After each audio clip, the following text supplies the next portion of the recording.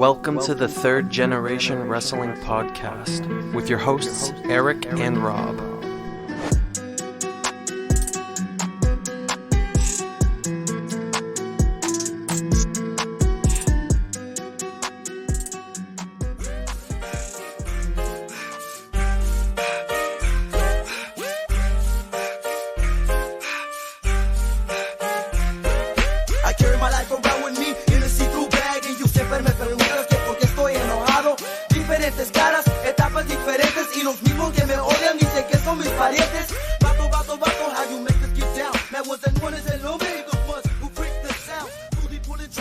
Welcome in.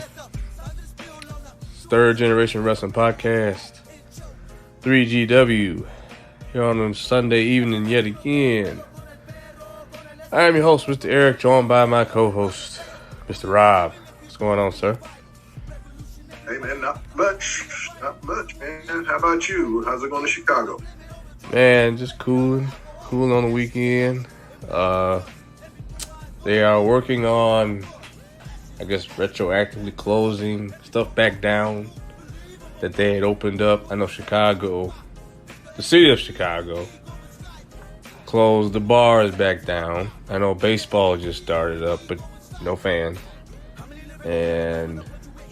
But out here, like in the suburbs, you can still go to a bar as long as they have like outside seating. Some places are still even letting people come inside. If they don't have nothing outside, I'm not going in.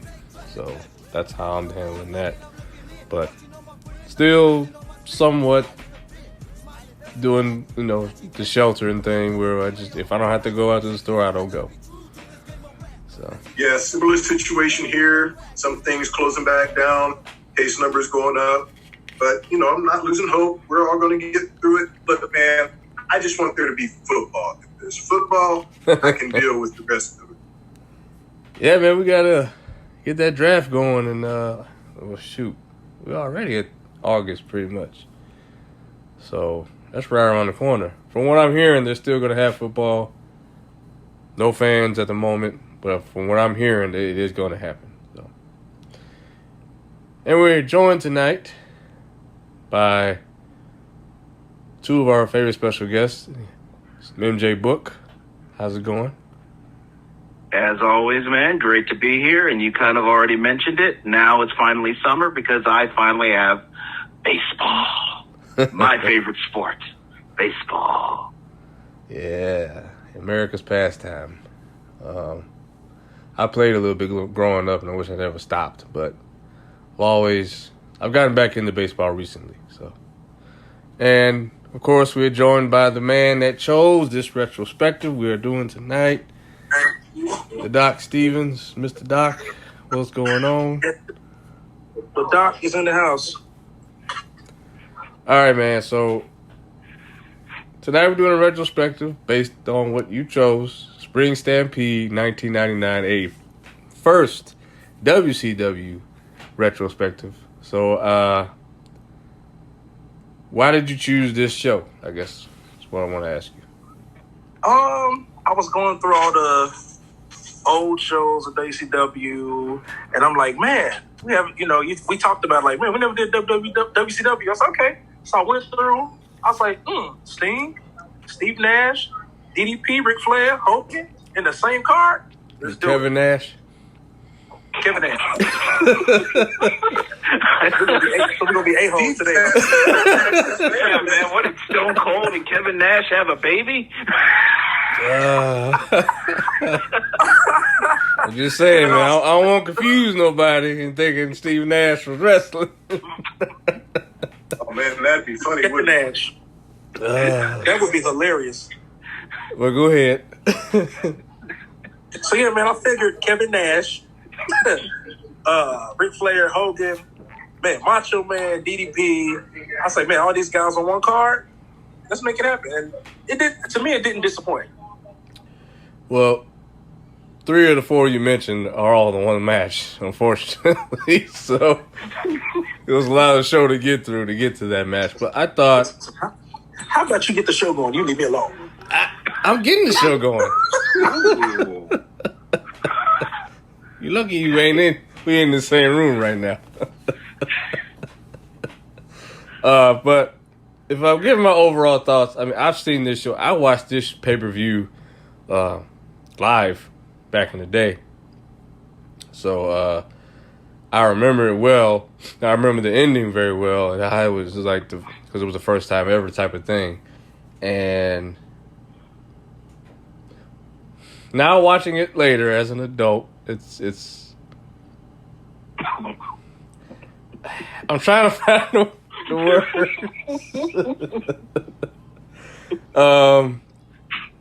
It's interesting. It was an interesting watch. I will say that much. I wasn't really disappointed with a lot of the show. I was caught off guard by some of the matches that were better than I thought they were going to be. But we'll talk about it. I guess overall, I would say I was entertained for the most part. I'll say that much. But I'm curious because the one person among us that didn't really watch WCW much, if at all, was Mr. Rob. So I'm curious, just overall thoughts, what you thought about, presentation, to the match quality, to the commentators, all that. Well, I've said this on the podcast before. I didn't really watch much WCW because I felt like the battle lines were drawn. So I was a WWE guy. So I never had seen this card. So I found this pick by Doc very interesting. Overall thoughts, the commentary was just okay to me. I like Bobby the Brain. I don't mind Shivani. Mike Tenay, I could take or leave. The matches I thought were better than what I thought they were going to be. I enjoyed the show. We'll get more specific about it as we go on. But, yeah, I thought it was a good show. All right, Cynic. You're up. At the time, I was dating a girl who was a wrestling fan. Her side was WCW. So I did watch a lot of WCW, went to a lot of house shows, Nitro, and I actually also watched this live. I remembered some of the matches, and my memory's pretty good on a few things, and this will definitely be very, very interesting to review. The show went pretty much the way I thought it would, and that's all I'll say for now. We'll dig into it. All right, well,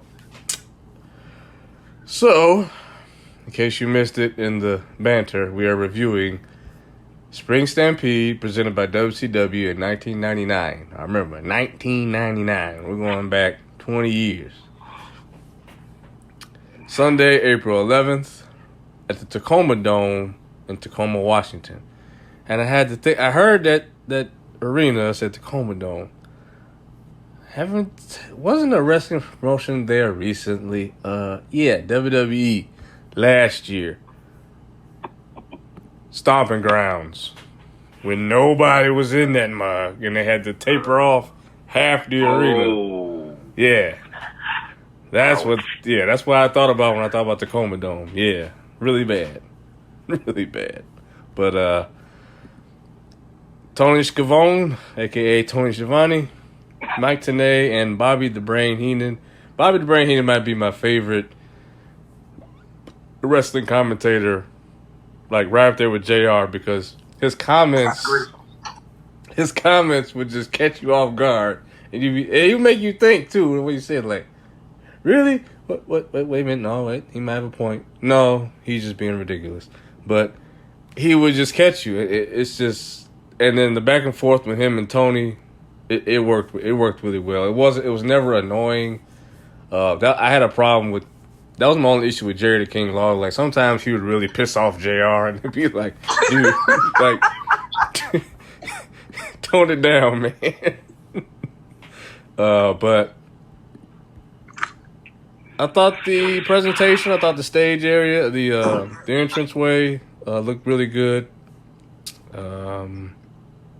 Presentation looked good. I've always thought AEW we watch today looks and feels more like how WCW felt back in the day.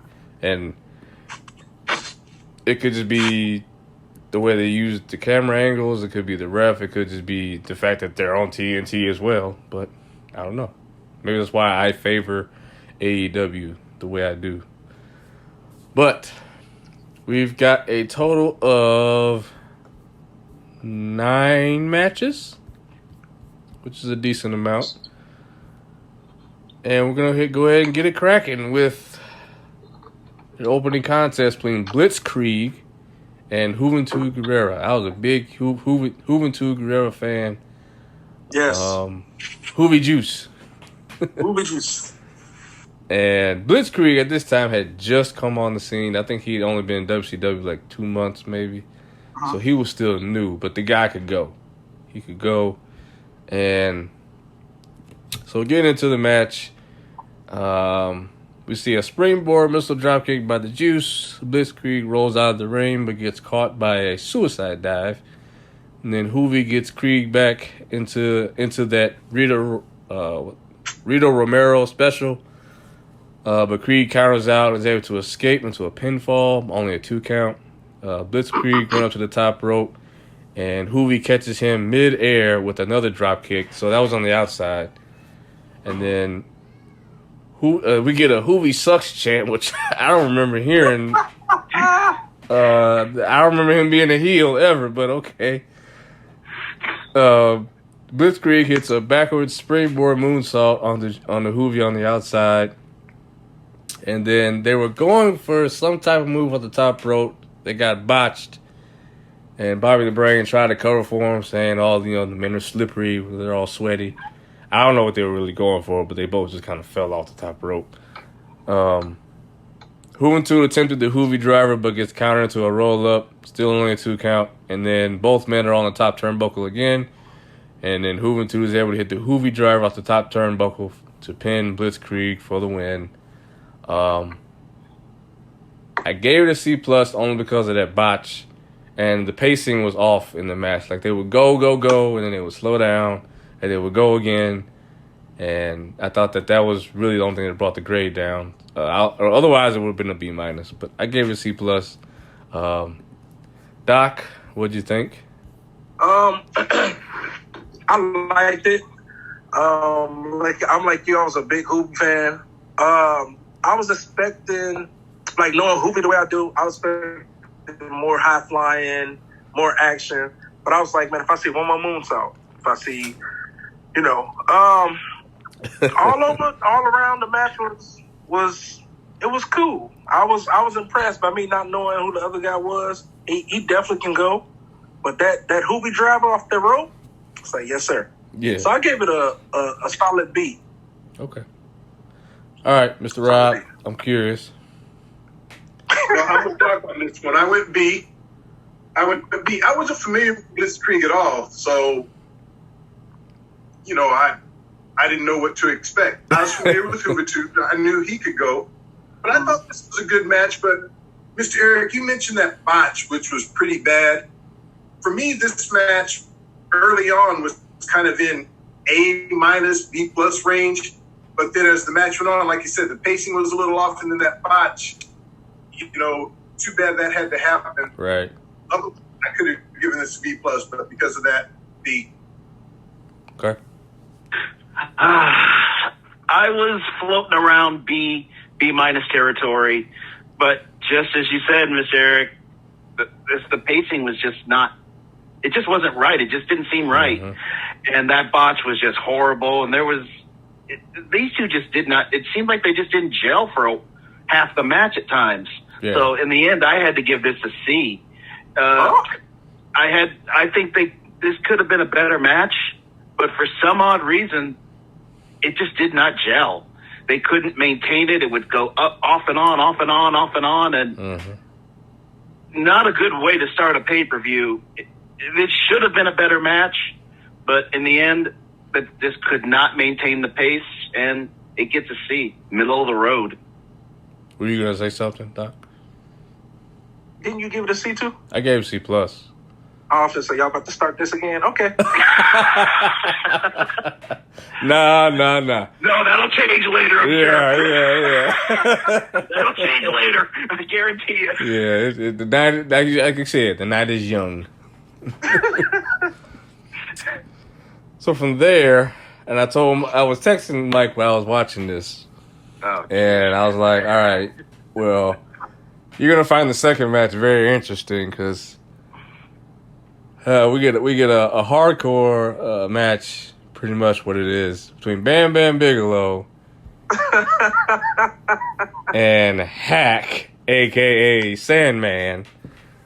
I forgot that he had a stint in WCW. I totally forgot. Yeah. But as soon as I saw him, I said, "Oh, he did go to WCW." Bro, I thought I was tripping. I kept looking at it, said Hack, and I kept looking. I was like, why he look like Sandman? It is. Yeah, I was like, oh shit, Sandman. And we just did. I was doing the same thing. I never knew that Sandman had a run in WCW. Yeah, he did. It was not very liked upon by ECW fans. They were pissed off at him for leaving, and so was I. Hey, WCW's paying that money though. Yeah, definitely. Yeah, he didn't stay long. No, it was curious. He went by the name Hack, but he comes out and he's got Chastity with him, which is Raven's sister. Which I don't understand that one. I have to do my history again. I know why. I know why. But it was good to see Bam Bam Bigelow. I liked Bam Bam because he was one of the early big guys that could actually like move like a smaller man. I mean, doing stuff up the top turnbuckle, and he could, he was agile for his size. You wouldn't look at him and think he could move, but he could. Yeah, I think he's before his time. He was. But this match was crazy. Yeah. So Bam Bam comes out, and no interest music for Bam Bam. This was kind of a common theme for a couple wrestlers. And he has a cart full of weapons. The two men end up fighting at the entranceway, and then Hack pulls a table out from underneath the stagecoach, and then he puts Bam Bam on the table, hits a senton off the stagecoach through the table on Bam Bam, and then they fight their way back to ringside, and Bam Bam gets a crutch, and he starts whipping Hack with it. I mean, that first shot bit the crutch like a U. They did not take anything off of these weapons. I don't know how they made it out of this match. So back in the ring, we got, because Chastity was emptying in that container while they were wrestling. So we got I saw a broom, a punch bowl. There was a table propped up, a kendo stick, a steel chair, a cookie sheet, a trash can. Man, Bam Bam, I was worried about Hack at this point. When he hit Hack in the head with that cookie sheet, I'm surprised he wasn't bleeding after that, because he didn't take nothing off of it, and Hack did not put his hands up. So then Hack pulls out this tall red ladder from underneath the ring, puts it on top of Bam Bam, who's laying prone, and then hits another senton on the ladder, sacrificing his body. But they both get right back up, and he hits Bam Bam with a bulldog onto the ladder. And I don't know about y'all, but I felt like they were like rushing through this match. Yeah. As if they were like, y'all got this my time to get y'all shit in. Go. Because they didn't sell a damn thing. So, as Hack is trying to climb the ladder, so there's a table set up between the barricade and the ring, and Bam Bam's laying on the ring apron. Hack's trying to climb the ladder. He gets dumped over the top and goes through the table. I've never seen tables break apart like this, so they must have been props. They had to have been. And so now we're at a point where there's a ladder in this corner, and there's a piece of the guardrail in the other corner. And Bam Bam sends Hack into the ladder. And then Chastity, who tries to get in the ring, she tries to use the fire extinguisher like she did on Bam Bam, but he ends up spraying her with it to take her out. Hack comes back in, Russian leg sweep with a kendo stick. But it's Bam Bam that hits the greetings from Asbury Park slam through the table in the ring to get the win in this brutal match. I gave it a B+. I did think it was really, really, really fast paced, and there was a lot of spots. But I felt like, again, they're working in like a time limit. Matter of fact, this match went 11 minutes, but I felt like it was like 6 as fast as they were going. So I gave it a B+. I thought it was great. I thought the spots they hit were hardcore enough, and not to the point where I was worried about anybody's safety. There was no barbed wire, there were no thumbtacks or anything like that. So I get a B+. Book. Well, as far as Chastity, she used to be in ECW. She was a super fan of the Blue World Order. So she'd always been around Raven. And when Raven left and her contract ended with ECW, Raven asked her to show up. So Raven brought her over to WCW. She got fired from WCW because she did a porn. And yeah, it was weird. But as far as the match, it was a fucking F. But F? I didn't enjoy it. I did not. F?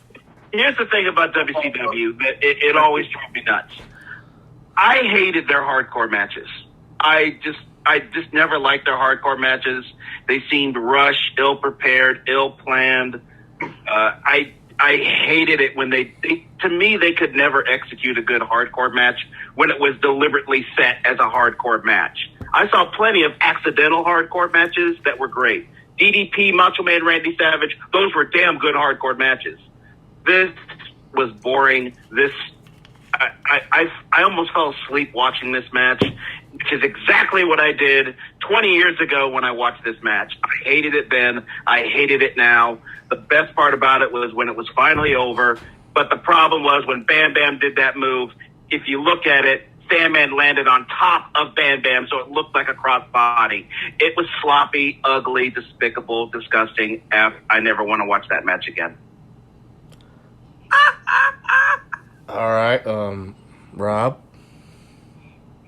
Wow, I couldn't disagree with that anymore. Yeah. I thought the way the match started with Hack, I almost called him Sandman, but with Hack doing that somersault off the stagecoach before they didn't even make it to the ring before they were already going at it. And right. To me, that's how a hardcore match should be. I mean, obviously these guys are trying to sell the animosity that they have, so they just went right at it.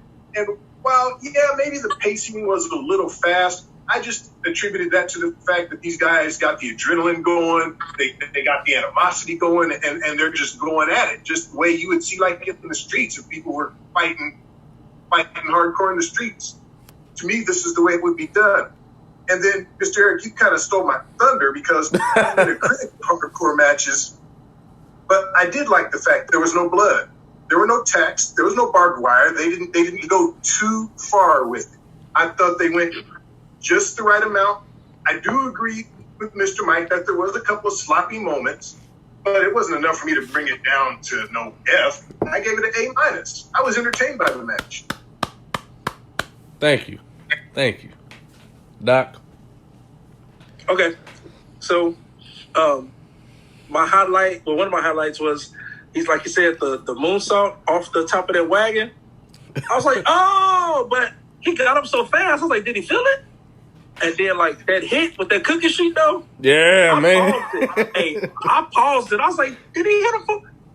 Yes. I flinched when he hit. I was like, oh. But it was no blood. You know, I'm like, man, this is kind of a real hardcore match, but it ain't. But the botched DDT, I did notice that. But I feel like hardcore was back for WCW. If you look at all the other hardcore matches they tried to have, and then you look at this one, it was definitely it was dope. So I gave it an A. All right, I ain't mad at it. I enjoyed it. I just thought it was just they were moving too fast. Rush. Like they weren't selling as much as they should have.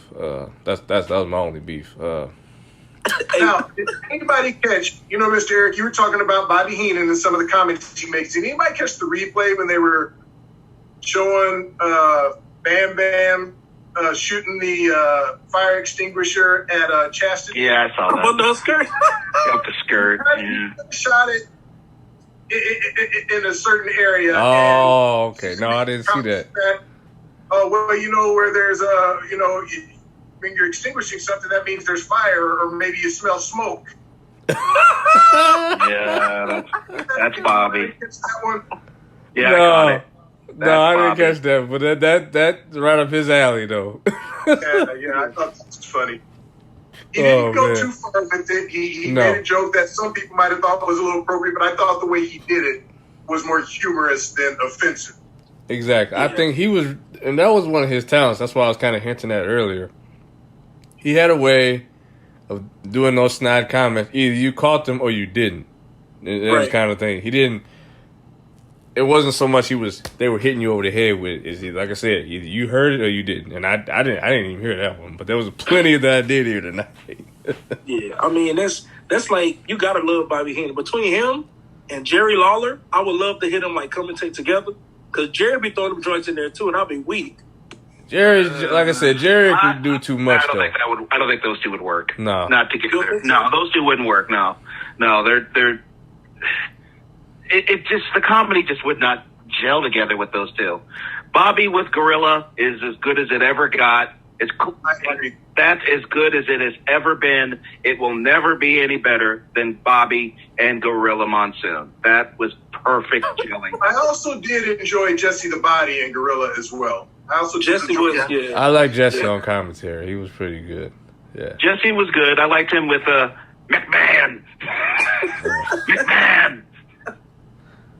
I'm indifferent on Vince being on commentary, but I enjoyed. He was bad, Jesse. but he was funny with Jesse. Yeah. It was just funny hearing Jesse say McMahon. Speaking of which, I know me and Mr. Mike talked about it. We're gonna be doing our first movie review pretty soon. And I know Jesse the Body was on commentary during that match. I believe it was Jesse and who was it? Who was Gene Okerlund? I think it was Jesse and Gene Okerlund. Gene. Yeah. So we'll talk about that at the end. But I just throw it out there right now. I'm scared. I can't wait. Rob said, I'm scared. You should be, sir. All right. Well, to me, this is where the show kind of goes off a cliff temporarily. Because, ooh-wee. Scotty Riggs versus Mikey Ripwreck. Okay. Now, if you're not a WCW enthusiast like myself, I know Book watched a lot of WCW. You wouldn't really know who Scotty Riggs was because he came from Raven's flock. Raven had a flock. It was a lot of people. Saturn, Yeah, they was deep. Kidman, Scotty Riggs, Loki, Lodi. Was it Lodi? Lodi. Yeah, Lodi. But Scotty, this is the part where everybody had pretty much broken away from the flock, and Scotty had this pretty boy gimmick, and hence the mirror. So he was, what's his name from NXT? With the, he's with Fandango. Tyler Breeze. He was Tyler Breeze before Tyler Breeze, essentially. You know. You say Drew Brees, Doc? Oh my God! Come on, Rob. Now you on me, Rob. Out of all of us, I thought you'd be on my side. I couldn't let that go. I'm sorry. I couldn't let it go. Man, you were getting some names confused, man. Hey. Steve Nash, Drew Brees. This thing is full of a mixture of cognac, whiskey, and a little chaser. And you see where it's at. So, yeah. What, Did you watch Horace Hogan in the main event? Horace Hogan? Horace Hogan went in Hey. D4 or D5F or DD. So, Boyman and Rey Mysterio. So, a little inside joke that y'all don't know about. Oh, okay. I know. Steve does this all the time. And I dubbed him Uncle Steve a long time ago because he be messing up names. from people in movies, all kinds of. You know, everybody got that uncle that be like, "What's that thing over there, boy? That Drew Brees wrestling." That's me. That's me. That's I him. was like, you say Drew Brees? Drew Brees. Woo. Oh man, sorry, guys. All right. that was great. Okay. All right, so anyway, all that was better than this damn match. This match was a complete waste of time. Tony Schiavone even said that it was added at the last minute. Like, for what? And I couldn't really even get that mad because I'm like, well, WWE to this day still does this shit. Putting on random matches at the last minute. Matter of fact, not even with people knowing that the match was going on. I mean, I'm sure we've all gone to WWE events or wrestling events, period, where you get the card and then all of a sudden you get a match that wasn't on the card. And it's like, where'd this come from? Anyway, that's what we got. It was terrible. The fans chanted boring, and that's exactly what it was. Yeah. This was a terrible finish with Scotty Riggs winning with a flying forearm. And it's an F. I just go ahead and put it out there. It's an F. This match sucked. And I felt bad. I'm like, God, I'm making Rob watch this shit. So I'm going to start with you. Rob, go ahead, man. Go on. F. I mean, Scotty Riggs reminded me of like a cheap ripoff, like he was trying to want to be Rick Rude. And I'm a big Rick Rude. I was waiting for you to say that. Yeah. And I just didn't dig that at all. The match was bad. The ending was bad. They should have just left this off. I mean, they said it was added at the last minute. You could have just left it off. Yeah. Waste time, F, man. All right, Book. Oh, yeah, this is definitely a fucking F. The crowd chanted boring. It was tremendously boring. Scotty Riggs channeling his American males. I mean, this was just... Rob, you said it. The Rick Rude shaking the hips. You're not Rick Rude. This was just ridiculous and pathetic. They shouldn't have put this match on the card. This match doesn't even deserve to be on a pre-show. I like Mikey Whipwreck, and he actually did some good work in there. But this match was just terrible and just a huge F. Maybe this should have started the event because this was just horrible. No. You can't start an event with a bad match. Whipwreck and Scotty Riggs, fucking F. Go to hell.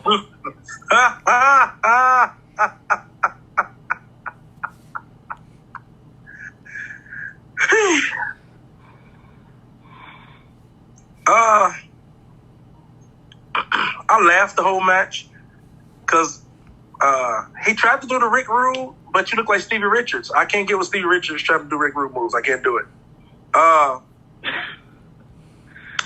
What's worse than an F? An NA? You ever got an NA on your report card? I don't know. It was bad. Yeah, that's your grade. You get an NA.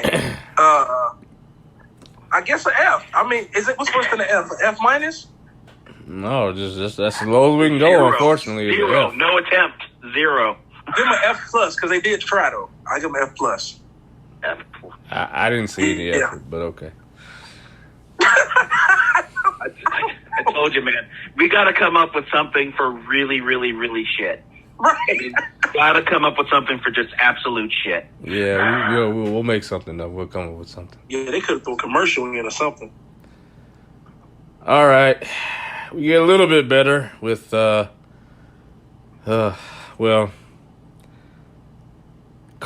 I like Conan, even, his WCW run. We were talking about him before we came on the show. But if you've listened to our Worst of Entrance Themes podcast, you know that I can't stand his opponent, the Disco Inferno. The Disco, Disco Fever. Oh man. I will say this though: as much as I didn't like the character, Disco, number one, always in shape. And number two, he could go. He could wrestle. I will give him that. That gimmick, though, man. Well, anyway. We get into the match. This match wasn't a whole lot to do. I was really distracted by Conan's Band-Aid on his forehead. And then when he was on the top turnbuckle hammering away on Disco, it was just flapping on and off. Yeah. Too much attention to detail. I wasn't even looking at the I don't know. I noticed it in the corner, definitely, because the camera was right on it. Right. So, the match goes on. Conan hit the cradle DDT, known as the 187, but Disco kicked out. And then Conan hit Disco's own move called the Last Dance, a.k.a. the Stunner, on him for the win. Like I said, the match wasn't really that great. It was better than the last match. Say that much. It at least had some fanfare. So I gave it a C. I thought there was a match that could have been on a Monday Nitro, but not quite pay-per-view worthy. So I gave it a C. Doc, what'd you think? Well, you're going to make a face at me because I actually like the match. Like you said, Disco's... I like the character, man. He's different. So you see this dude come out with shiny Disco, what's it called, bell bottoms, and he doing the whatever dance he does, but he can go, like you said, like he's going to give you a fight. And then Conan, I think he was with the Wolfpack then. No. This was right after he got put out. Yeah, that's okay. after. Yeah. So I mean, the tough guy. The match was good. I enjoyed the 187. I always loved that move. And then when Disco tried to do the Last Dance, he missed it, reversed it, hit him with his own move, he won. I gave it a B+. Rob? Oh, your face. Well, I gave it a C+. I was actually surprised. I knew who Disco Fever was, and I knew who Conan was, but I hadn't seen Disco wrestle a lot, so I didn't take the character seriously. So when I saw him wrestle the other day, or yesterday when I watched it, I was impressed. I was impressed with him and Conan. Like I said, the match wasn't no barn burner, but it was good enough. So I gave it a C+. Yeah, that's where I was at. This was middle of the road, definitely. This was a C. Disco, you said it. Disco is always going to show up. He's professional. He's always in great shape. He still looks like that now. So, really? Oh yeah, I saw him. He still looks like that. So this was middle of the road C match. Unfortunately, one of the things I always despised about seeing a WCW pay-per-view was the inevitable racist signs that I would see. And there was, I don't know if anyone noticed the sign that was out there. They kept showing it. And while you got obsessed with the headband, that sign, I kept seeing it. And I won't say what it said, but it was directed at Conan. And it was not a complimentary word.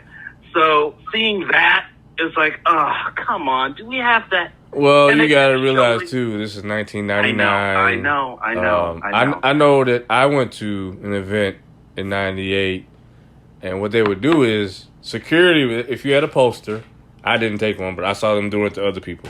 If you had a poster, they would look at it. They actually open and look at it, and if it wasn't anything they felt was derogatory, they let you pass. So it's literally up to that individual security officer to say, oh, that's good. Really, I think back in the day, as long as it wasn't bashing WCW or representing WWF, they didn't care. They didn't care. Is that the same? That's not that pink sign that Hogan took from the No, this sign was white. This was a white sign. Said Conan is a, and I'm not saying the rest. Oh, I know Hogan took a poster from one of the fans that ripped it up while he was in the. Oh, that was just a dumb sign. That was kind of Hogan's signature in WCW. He did that all the time. Yeah, he always did that. This was a good middle of the road match. It was good seeing Conan, as you said it. I always was a fan of Conan. I like Conan. Yeah. I wish, his WCW run was definitely much better than his pathetic Max Moon run in WWF. So Yeah, it was nice seeing Conan, but it was middle of the road. C match. If you want to see some funny photos, Google Conan the wrestler and his Max Moon character, and you'll think, what was the other guy? The fake ass Sub-Zero WCW had. Oh, Glacier. You'll think Glacier was great. Oh my God! Compared to Max Moon, because Max Moon looked ridiculous. He looked ridiculous, but they didn't spend all the money that they did on Glacier. Oh, they spent a lot of money on Glacier. Look, for what it's worth, Glacier had a badass entrance. I mean, you talking about entrances, that's like top 10. You could tell they spent from the camera angles to the snow to all that stuff. I mean, but when the bell rung, it was like, really? This what y'all spent your money on? Remember, we saw him in AEW. Did we? Yeah, he was. He showed up once over there in AEW. I missed that. It was in the early ones. One of the early pay-per-views, Glacier was over there. He just showed up one time. Was he in a Battle Royal or something? Oh, okay. It was. Okay. Well, that makes sense. It was. I know you wasn't in no match because I would have known that. He picked up a little weight, but I'm sure. So from there we get the start. Look at the cards building back up. We come back up the cliff now. We get Cruiserweight Championship match between Kidman and Rey Mysterio Jr. A unmasked Rey Mysterio Jr. Now I'm curious, Rob, have you ever seen Rey without his mask? Yeah, I've seen that YouTube footage of the match he lost against Nash and Hall. Yeah, where he had to unmask. I think it happened just a couple of months before this match. Happened at Super Brawl. Yep. Yeah. So Rey had a totally different character, totally different entrance music, and I forgot about that song. If I'd have remembered this song, it would have been on my best of countdown. Because as soon as I heard it, I was like, "Oh yeah, I forgot about this." It was a good song. Really good song. It was a really good song. It's Ray's best, I think. Yeah. So the other thing I noticed in this match, before I get to the match itself, Randy Anderson, the ref. Dude, can you slow your count down? Like, seriously, he was... He always did that. That's how he counted every time. You could barely hear it. I felt bad for Rey and Kidman. I'm like, dude, I can't even sell this move because I got to kick out at 2, and you counting super fast. So that bothered me the entire match. Like, every single time they do some good wrestling, and then they get a near fall, I get taken out of it again because of the ref, not because of Kidman or Rey. But anyway, this was a harder match to keep up with. So I pick up where Kidman hit that running shooting star press off the ring apron on the Rey on the floor. They get back in the ring, and Rey hits a bulldog at the top rope, and that's how he won the Cruiserweight Championship from Kidman, but only a 2 count. Now, there was a point in this match where both men looked like they gave everything they had in the first 5 minutes, and they got gassed. Because both announcers pointed it out, and but they got back into it. Now, there was that move on the outside where Rey looked like he did. I think he did a Hurricane Runner, but he hit his head on the ring steps. You could tell he didn't mean to. He was pissed off because he kicked the ring steps, and I think that also kind of slowed him down too, because And then Rey goes up for another move on top of he gets caught with a clothesline by Kidman, and then we get a headlock rest hold. So it's a lot of go, stop. Rey fights back, hitting a Hurricane Rana, but again we go to another headlock. Kidman hits this like modified pedigree onto Rey and then climbs to the top rope, but Rey is up and Kidman rolls through, hits Rey with a powerbomb for a 2 count. Rey fights back and hits another top rope bulldog, but the arrogant cover, and Kidman kicks out. Kidman goes up top for a shooting star press, but Rey counters and hits the Frankensteiner for the win. That's what it was called in WCW. And I gave the match a B only because of the start-stop. And I don't know. I would think that at some point they would tell Randy, "Can you slow your count down, dude? We not going that fast." But yeah, I gave it a B. Like I said, the match started off really fast, and then it clearly slowed down, and then picked back up. But these two can work really well together. They were the tag team champions as well, so it was an interesting dichotomy to see. But yeah, I'd give it a B. Book. This, for me, was actually the best match of the night. I actually enjoyed this match the best. For me, this was the best match. It was this and another match that was really close. Yeah. I think the other match. I definitely see where you're going with the off and on start, because it had that moments in it. But I still was able to enjoy the match, and I was floating around A-, and I ended up giving it a B+. The crowd, I don't know if this crowd was eaten alive after the Scotty Ridge, but they just did not seem into this match. Mm-mm. And it was a damn shame, because the guys did they were putting on decent moves, decent shows at times when they weren't dipping back down. So I kind of felt bad for them, because this crowd just did not seem into it. Seeing Rey Mysterio back in the day, I don't know if this is back in the day when he was part of the Filthy Animals. They hadn't formed just yet. They were forming. It was just forming the Filthy Animals? Yeah. Okay. Because that's what he wore, definitely, when he was one of the Filthy Animals. So, but I thoroughly enjoyed this match. These two can definitely go. It did have that stop-and-go feel, but not nearly as bad as another match that we'd already seen at this point. But I was able to enjoy it, and in the end, I gave it a B+. Okay, Rob. Yeah, I went B+ as well. I enjoyed it all the way through, except for sometimes when you got guys like this who, some of the moves early on felt like it was choreographed, like they were doing this choreographed dance. Some of the moves they were doing, it didn't flow. It just looked too choreographed is the only word I can come up. But that was just very early on. After that, the match picked up. I don't mind headlocks. That's an old school move. I see what you're saying about how it slows the pace of the match down, but to me, it's not a bad look for the match. But solid match to me. One of the best matches on the card. I don't know if I would say the best, but still a B+. Yeah, definitely up there for sure. Yeah. Well, here we go again. Listen, I wasn't impressed. Really? That's why the crowd wasn't in it. If you look at Rey, like his other matches, Rey flying everywhere, the acrobats, you'll think you're in the circus. Same thing with Hoobie.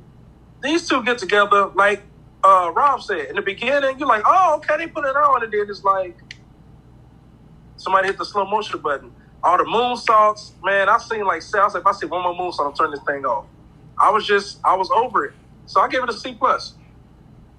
I mean, I think a lot of it had to do with the fact that Rey hit his head on accident. He hit that joint hard, too.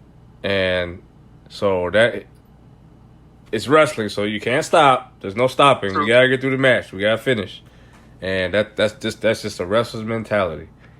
And I could see him he was definitely moving slower right after he hit his head on those steps. And he was like a little kid who stubbed their toe or something and kicked the steps when he was mad. But yeah. What is it with Rey and steps? I don't know. You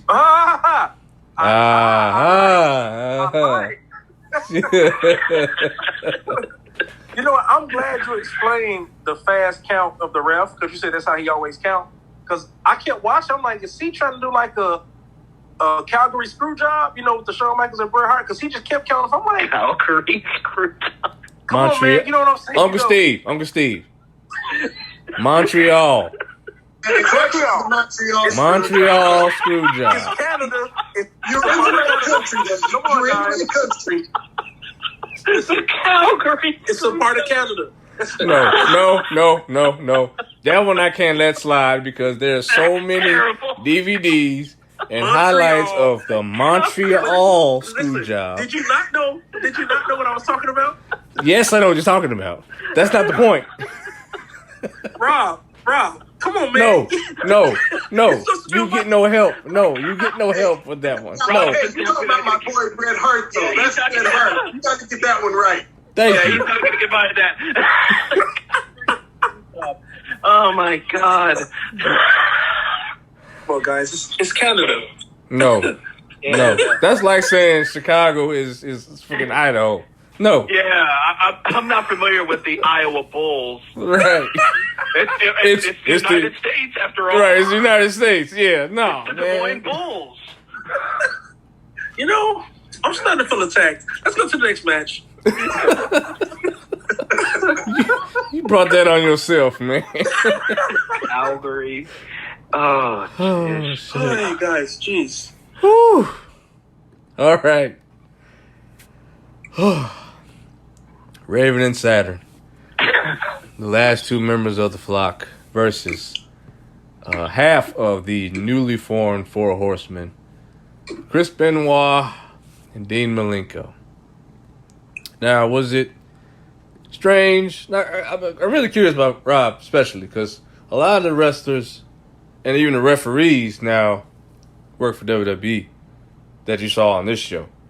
So I was curious, like when you were watching and you're watching the card and you're like, oh, that's so and so. Oh, that's so and so. I know them from WWE. Like, did you get that kind of feeling? Oh, it's Dean Malenko and Chris Benoit. I didn't know. Did you know about the WCW Four Horsemen? Oh, definitely, because Ric Flair, my boy, Yeah. So I knew about the Horsemen. I knew about Malenko and, Benoit. Yeah, I knew that much. I mean, I wasn't completely, unaware of WCW or what was going on there. I just didn't watch it on a regular basis or even a semi-regular basis. But, yeah, I knew what was going on there as far as Benoit and the Horsemen, of course. Okay, so you were in tune with what was going on. Yeah. Okay, all right. I was just curious because I thought about you a lot on this show. But was it weird for anybody seeing Benoit and I forgot he rocking the mullet back then? And You get that initial shock when you see him, but it only lasts a second, and then you can just focus on the match. Yeah. You're gonna get that as soon as he shows up or his name gets mentioned. Boom! It pops in your head. But if you can remember how talented he is in that ring, and he is one of the best to ever do it, yeah, True. you should be able to let that go. Well, by let it go, I mean focus on the match and not focus on what he did. right. Yeah, that's where I'm at. When I see him, of course, you can't separate the horrible crime from the man, but what I mostly remember about Benoit was Doc, Uncle Steve, and then you're just enjoying the match. mute your mic, man. Oh, it's a win. My bad. I know what it is, but mute it. You ain't even the oldest person on the show, but you acting like you are.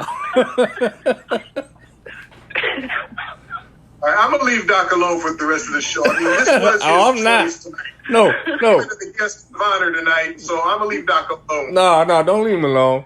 I'm not leaving him alone. Let me explain something. I've been knowing this man since 2006. We worked at the movie theater together. This is the back and forth we go through. This is what we go through every single conversation we have. So this is nothing new. This is every time. Man, you told me to get my headphones, and I went to get my headphones. Thank you. I like you, Doc.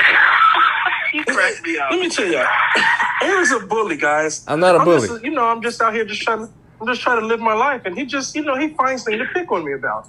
Okay. Yeah, okay. We'll see. But for me, getting back to the match, I thought this, as far as wrestling goes, I thought this was the best match on the show. Highly impressed. I mean, we talked about this when we did Survivor Series. We talked about, look at the players in the ring. You got a Benoit, you got a Malenko, and for all his, what he has and what he wears to the ring, Saturn can go. And, Raven was more so, a hardcore, he had Raven's rules. But at the same time, these four, they can go. So, of course, Raven and Saturn walk out with the table. That's like the patented thing with Raven. He always came out with a table. And the match starts with Benoit and Saturn. Saturn was being sent to the outside. And then Malenko tries to attack, but gets countered. And Saturn sends Benoit directly into Malenko. And that collision was really hard. It was. Saturn tags in Raven, and they double-team Benoit and had a really nice tandem offense. And I thought Raven and Saturn in the beginning of the match were working really well together. We get a Horseman suck chant. So now the tables have turned as Malenko and Benoit double-team Raven. And then Saturn gets the hot tag, knocking Arn and I forgot to mention Arn Anderson accompanied them to the ring. Knocking Arn Anderson off the apron and attacks the two Horseman members. So Malenko was up on Raven's shoulders, and then Saturn came out the top turnbuckle, hitting a crossbody. Goes for the Death Valley driver, but gets hit from behind by Benoit. Then Malenko hits a drop kick into a German suplex. I was like, man, that was awesome, man. That sequence, that was awesome. Then Malenko goes for the Texas Cloverleaf on Saturn, but he gets to the ropes for the break. Saturn does hit the Death Valley driver, goes for the cover, but Benoit comes off the top with a flying headbutt to break up the hold. I mean, just the fast-paced action in this match. Mm-hmm. And, with the camera work, you never see Benoit until he's flying off, which is awesome. And Saturn was still able to kick out. Saturn now being worked over by both Horseman members. Raven he wasn't even trying to help. He was just sitting on the ring apron like, yeah, I'm going to catch my breath while you go do it. Go do the thing. I'll be ready in a minute. But I was worried that Raven was hurt because of a spot earlier in the match where he got thrown out of the ring. I thought he was actually hurt, but I guess he was okay. Because he finally tags in and he hammers away at Malenko and Benoit. Saturn gives Raven a steel chair, and then he hits his patented drop toe hold on Benoit, sending him face first into the steel chair. So on the outside, Saturn had Malenko set up on a table. Saturn goes for a splash, but a double A, pulling Malenko off, and Saturn just eats all table. And then Raven, all alone with Malenko, hits the even flow DDT, covers Dean, but Arn is in the ring again, and he puts a steel chair over Raven's head, and then Benoit comes off the top, and I cringed so hard. Comes off the top with a flying headbutt, and you can just see face for he got all face with this chair. And so much so that he had a gash above his eye and he was bleeding after the match ended. Malenko rolls over and gets the pin and the win. But as far as the match goes, this match was great. Like I said, the best match of the night. A-. There was only one part where I felt the pacing was bad, and that's the only reason I gave it A-. Otherwise, I would have gotten an A. Rob, what'd you think? I gave it a solid A. I was entertained all the way through. Like you said, man, Benoit, we just talked about it prior to discussing the match. That's why I'm able to look past the initial shock of seeing him, because when you just see this man go in the ring and the talent that he was, it's just really a tragedy how things ended. Mm-hmm. But I already knew Malenko could go. I was impressed with Saturn. I knew Saturn was a decent wrestler. I know his work from WWF, WWE. But, man, to me, just a great match all the way through. Hey. All right, Book. This was the other match that I was putting up there at the top with the cruiserweight. I have a soft spot for the cruiserweights. This was definitely a B+ match for me. I did find it interesting that the crowd was so pure Raven and Perry Saturn. They were solidly for them. And I know that the Horsemen are kind of this heel type of faction, but in WCW, they kind of morphed into just, they were a faction, and they usually got a lot more cheers toward the end than they got boos. Not this night. They were hated in that arena, which was actually rather refreshing. I love Raven. I think Raven is one of the greatest characters in the history of the business. This was definitely an entertaining match, back and forth. The crowd did wake up for this one. They'd been dead up until this, so the crowd definitely was awake for this matchup. There was the Horsemen being the heels, do the heel moves to get the win. I obviously wanted Raven and Perry to win, but it's a shame Perry is able to go, and he's not a name that people mention. Mm-hmm. And I think his name should be mentioned. He can go, and he just is one of those people that just doesn't get mentioned. So respect to everybody in the ring. They all did a great job. B+ match. I enjoyed it. Before you go, Doc, I had to mention that too. I was intrigued the fact that the Horsemen were getting booed, and the Horsemen suck chants. I'm like, I thought they were baby faces, but I guess not. Not always. Not always, no. They had just kind of formed again under Ric Flair and all that, so I thought that, and then they had Arn. But I guess watching the match, you would understand. Okay, yeah, they the heels. And then as far as Saturn goes, I think he didn't get the right treatment, and people don't mention him as much because of, one, the way he was booked, especially when he went to WWE. Oh, that was his worst run. That was his worst run. What he wore to the ring tonight and what during that run was kind of suspect. I was curious, what's up with him? It worked for him, though. I think it worked for him there. Oh, it definitely made him stand out. He definitely stood out. And, he stood out for multiple reasons. His tattoos, his piercings. But then you add in the SM, the S&M gear that he would wear. They're carrying a mop. Don't bring up Moppy. He's better than Moppy, or whatever the heck that name was. Oh, shoot. Yeah, but go ahead, Doc. Yeah, first I think what drew me in was, to me, the Horsemen, Raven's Flock, NWO, and DX were like the best factions to me. So just the fact that you had the Horsemen and Raven's Flock in a match together, that drew me in. So that automatically you're going to get a seed. So with the action, like I said, Perry Saturn was so underrated. His wrestling ability was nuts. I never was a fan of the Rings of Saturn because it looked like it didn't hurt. But, man, the match was great. It looked like Benoit, and I don't care what nobody say to me. I know it's just like a flying headbutt, but Benoit made that flying headbutt look like one of the prettiest moves off the top rope. The match was great, bro. I gave it an A. I couldn't find nothing wrong with it.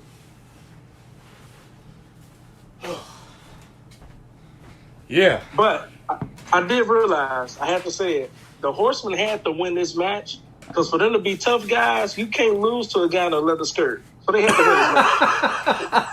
Come on, man. Yeah, that's a good point. Yeah, I didn't even think about that. But yeah. You be talking trash like, bro, you lost to a guy in a sexy skirt. You can't. No. A lot of people lost to Piper wearing a skirt. This was a different kind of skirt. That is true. And it's not called a skirt, it's a kilt. That's what. And what Perry isn't, it's not a skirt.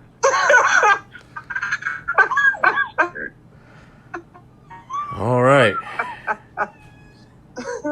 United States Championship Tournament Finals. We get Scott Steiner versus Booker T, who is the WCW television champion at the time. I forgot about this match. And, man, not that I forgot, but it was just nice to see how freaking big Scott Steiner actually really used to be. Recently you see how he looks now. It's like, nothing like that.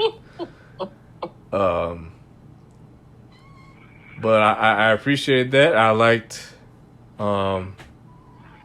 You know, the old school Booker T coming out with the high top fade and the and the pants and the trunks and the pyro, and he was television champ. I swear he was always television champion. It was him and Chris Jericho were always television champ. And I thought, okay, before I get to the match, obviously we got to talk about, you know, Scott Steiner and this crowd interaction. He was obsessed with the crowd, and then that one part where he's standing on the outside and that lady's rubbing all on him and caressing his man meat in front of her boyfriend, and he's like, weird. He's going back and forth with the dude, and dude's like, yeah, well, she's going home with me. You're just touching her. Yeah, but she's touching me. I felt bad for dude. That was rough. Yeah. She definitely would have went home with Scott had he been interested. Definitely would have, yeah. Yeah. But, so we finally get to the match after he walks around the ring and he's taunting and going back and forth with just everybody at ringside at that point. And I actually thought that Steiner and Booker had really good chemistry. I thought that they gave each other what they needed to give to get to put on a pretty good match. And so the match starts pretty much both men on the outside, Booker sending Scott into the guardrails, and then gets back in the ring as a big boot, and he's just hammering away on Steiner. Sends him into the opposite corners for two big clotheslines. Steiner comes back, lifting the television champ, and then draping him on that top rope, which, you know, I don't think he had met Charmel just yet, but I guess he healed. So Steiner hits his flex elbow drop, and then hits his patented push-ups right after. And then pushes the ref. Now, he was abusing this referee the whole match. Pushing him down, and then drops down, does his front double bicep pose. And correct me if I'm wrong, wasn't the crowd chanting steroids? Yeah, they did. Okay. They did. And then he hits a seriously blatant low blow right in front of the ref, Johnny Boone, and still no disqualification. Steiner, now this is where my grade went down when he put on the stupid bear hug. I'm like, okay, now if the problem with this is Booker T is not as big as you, but he's not that much smaller, and he's taller than you. So for you put a bear hug on a man that's legit, like logistically wise, bigger than you, I can't buy it. So that took me out of it a little bit.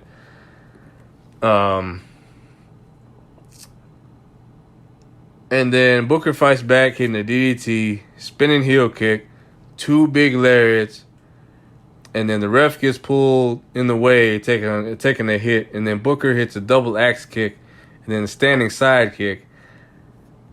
Book, I know you're not a fan of Booker T, but I don't understand how you can't be, because this man, athleticism is ridiculous. Because your name's not Booker. That's why. And okay. He got the name before you did. Right. Doesn't matter. Where was I at? Oh, it's a standing side kick. But they tried to cover, goes for a cover, but there's no ref. And then Book hits a sidewalk slam, goes up top for his patented missile drop kick, but he gets stopped by Steiner, who hits the Frankensteiner, who that's what's named after him, and uses the ref's hand to count 1, 2, but Booker still kicks out. Scott pulls some foreign object out of his trunks as Booker lifts him up in the air for vertical suplex. He nails him in the head, and then he finally gets the ref back in the ring to count Book out, and he becomes the United States champion. I gave this a B+. I thought these two worked great together. Scott Steiner couldn't have been more of a heel, and I thought that, again, they just had great chemistry. You could tell when two vets are working together because the match looked seamless. There was no botches.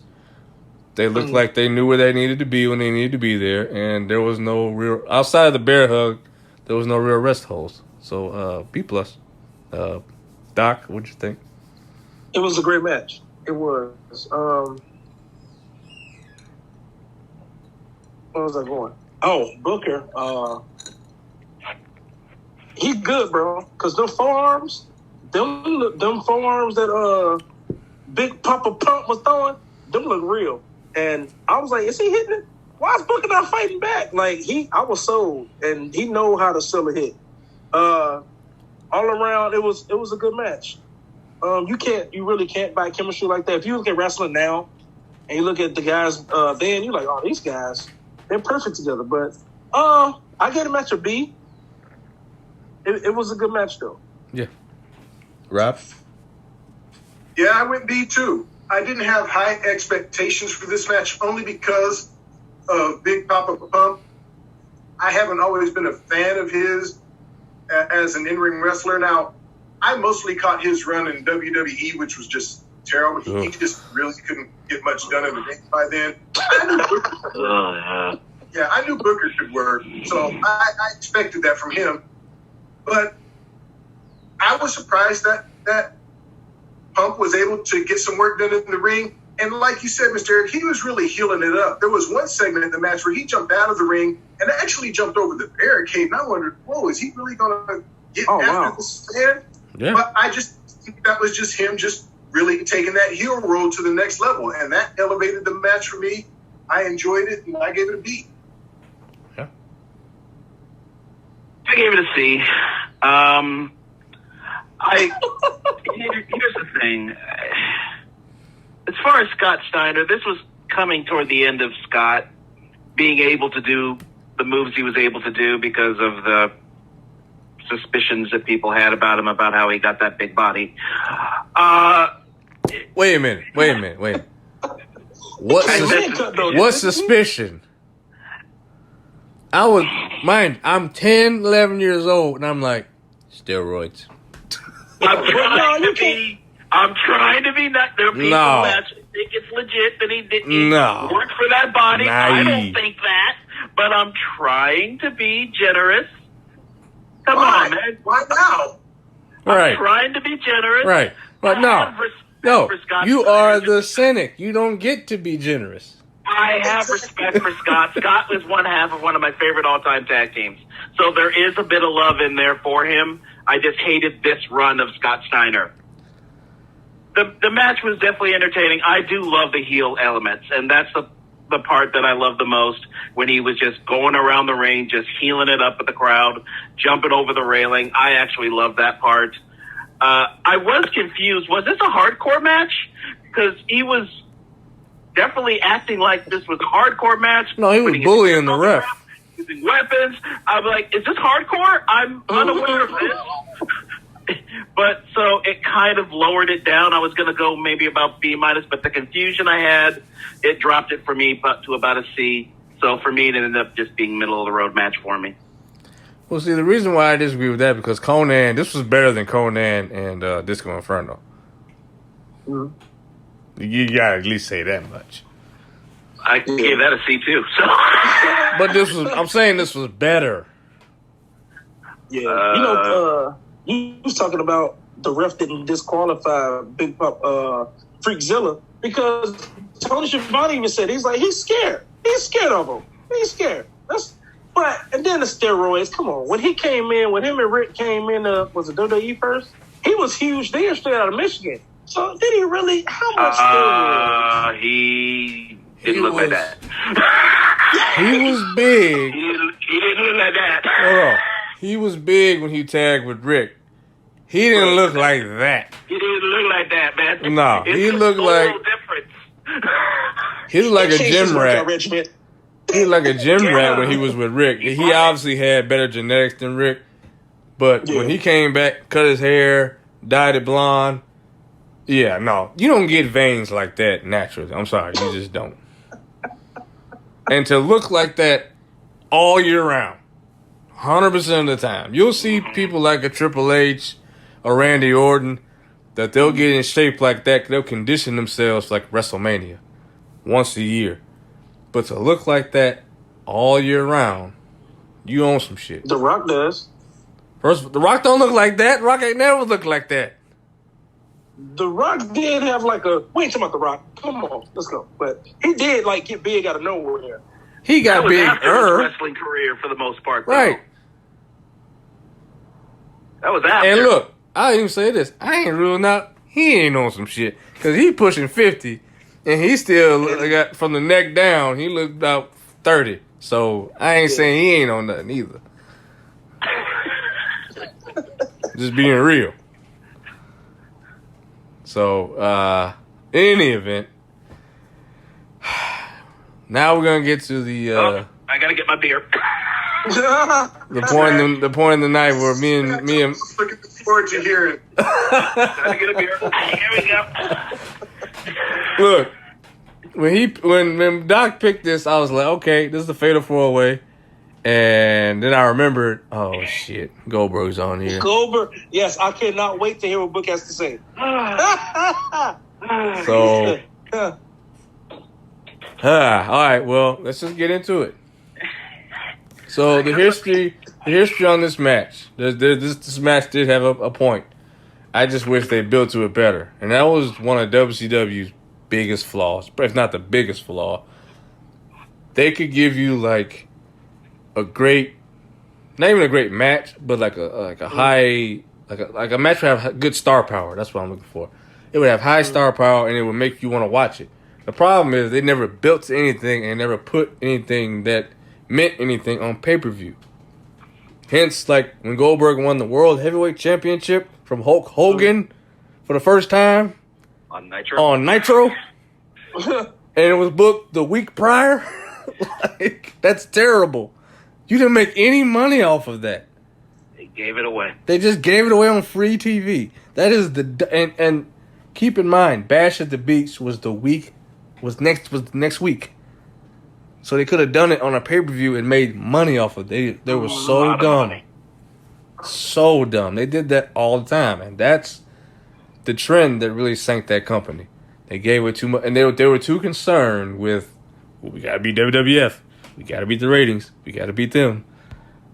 Well, you have to beat them in ratings, yes, but you also have to make money to stay in business. They definitely got the talent, too. Right. So,